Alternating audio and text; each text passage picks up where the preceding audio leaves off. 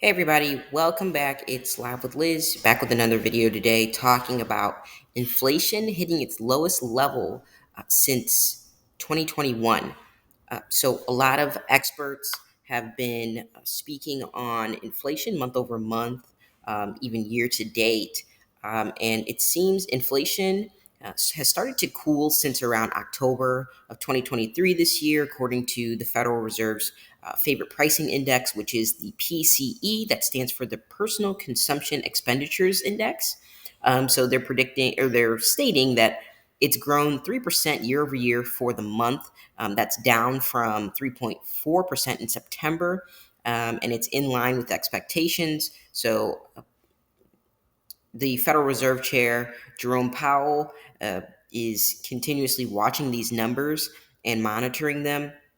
We see that this PC price index is excluding commodities and services, as well as products such as food and energy, which actually, in my opinion, is a huge piece of this inflation problem. But we also did see that during the holiday season from earlier November this year, that Thanksgiving food was down. The cost of turkey was down. The cost of butter and bread was down. Some of these very common basket goods were slightly down from last year. Um, like mentioned, the core PCE is the inflation measure most often mentioned by the Federal Reserve. So it is important to continue to follow. It's something to be said that we're seeing these numbers cool. We will see a little bit more in its accuracy after the holiday season ends. So around January 2nd or 3rd, we'll get those final numbers. But I found this article interesting because put against that, there was an article put out speaking on the holiday hiring and how it's changed from just last year. It compares the U.S. and Christmas, or the U.S. and the U.K. Christmas holiday rush hiring. It's this article stating that the U.K. appears to have hired quite a bit of seasonal workers during this time of year, yet the UK holiday spending is down compared to the US, where big companies such as Walmart has hired less holiday rush from last year, but the spending is up this year.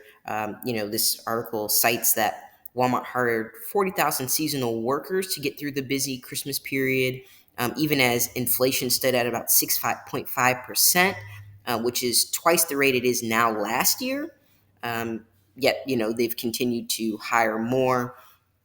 Walmart's latest move indicates that, according to Indeed, uh, the postings from employers is down 6% compared to 2022.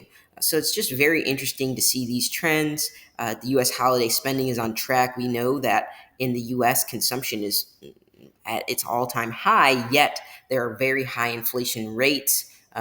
Comparing that with the UK, that spending is down, yet inflation is not as high. So it's very interesting to kind of compare the two. We can see here in this article that it speaks on bleak Christmas for a lot of these patrons in the UK. So I just thought this was very interesting to compare.